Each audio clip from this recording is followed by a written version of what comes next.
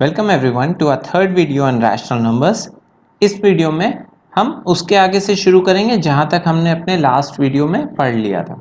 अगर कभी हमको दिया हो कि एक रिकरिंग रैशनल नंबर को दिया हो और कहे कि उसको p बाई क्यू के फॉर्म में रिप्रेजेंट कीजिए, तो हम कैसे करेंगे इस क्वेश्चन के माध्यम से हम ये समझेंगे। देखिए, हम सब ने पढ़ रखा है कि p बाई क्यू के फॉर्म में होता है रैशनल नंबर, q जीरो नहीं होता है और p एंड q दोनों एलिमेंट्स ऑफ इंटीजर्स होते हैं, यानी इंटीजर के पार्ट होते हैं।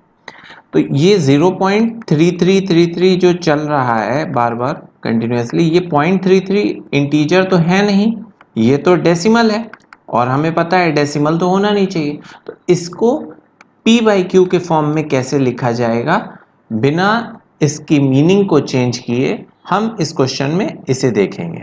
तो चलिए शुरू करते हैं। अगर क्वेश्चन दिया है कि show that 0.333 is equal to 0.3 bar can be expressed in the form of p by q where p and q are integers, तो and q not equal to 0, तो हमें ये शो करना है।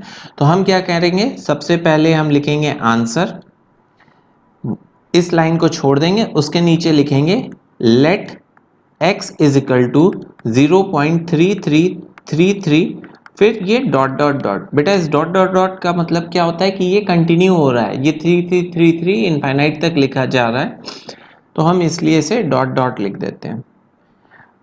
अब नीचे multiplying by 10 on both sides, यानी left hand side और राइट हैंड साइड दोनों तरफ हम 10 से मल्टीप्लाई कर देंगे।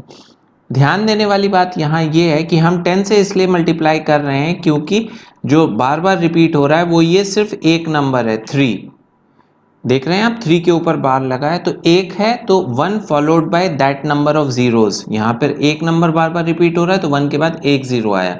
अगर ये 0.33 होता तो हम यहाँ पे 100 से मल्टीप्लाई करते, ये 333 होता तो हम 3 जीरो दैट इज 1000 से मल्टीप्लाई कर रहे होते। इसी तरह से हम जीरो बढ़ाते जाते हैं, तो ये क्या हो जाएगा 10x is equal to 3.3333 and so on.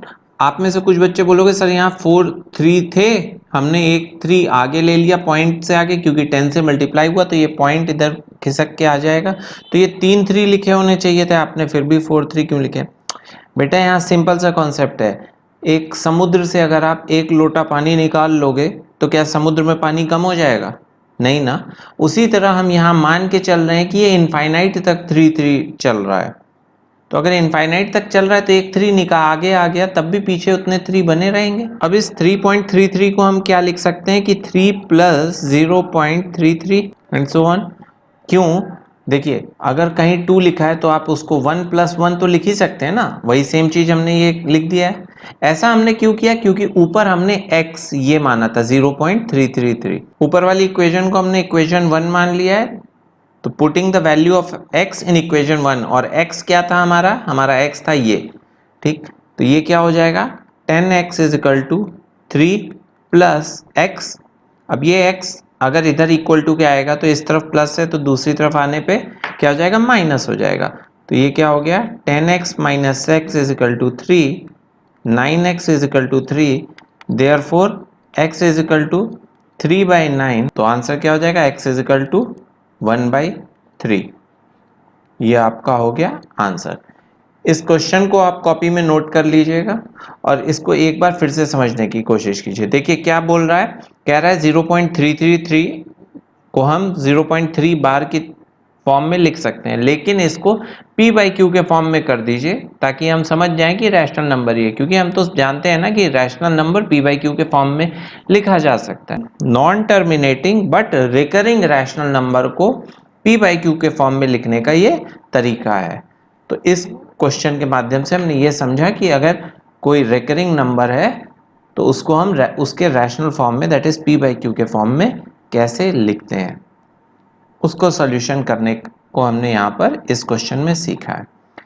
इसको वीडियो को पॉज कीजिए और एक बार इस क्वेश्चन को फिर से देखिए, फिर हम नेक्स्ट क्वेश्चन की ओर बढ़ते हैं।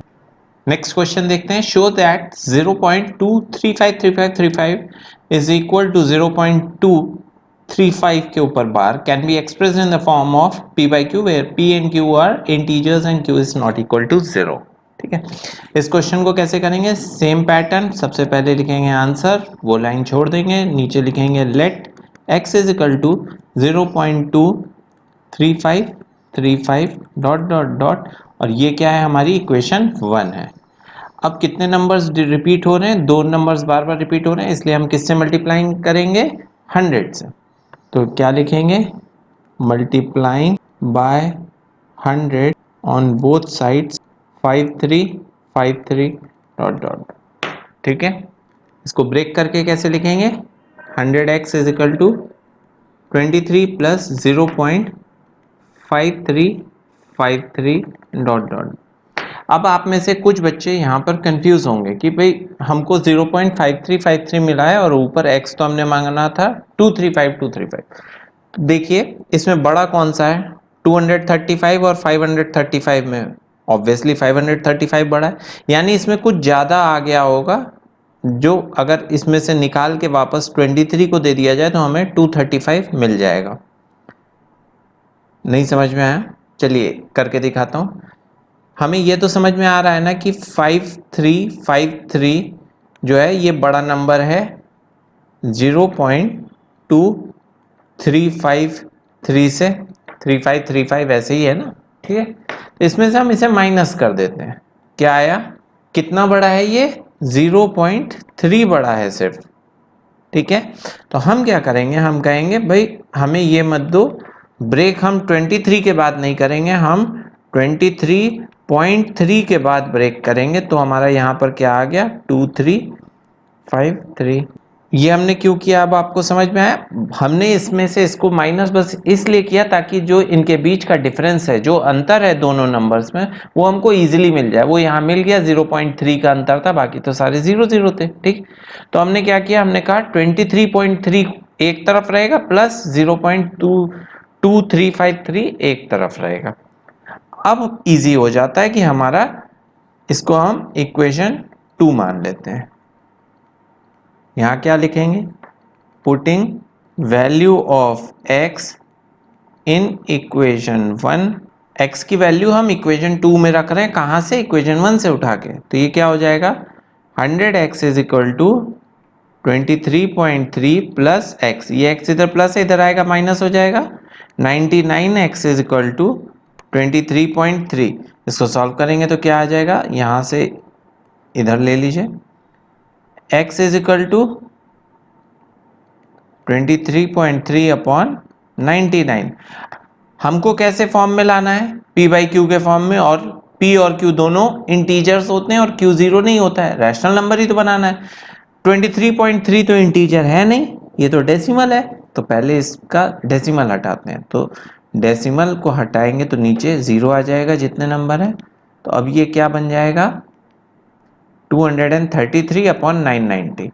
अब ये आंसर हो गया। आई होप आपको ये क्वेश्चन भी अच्छे से समझ में आ गया होगा।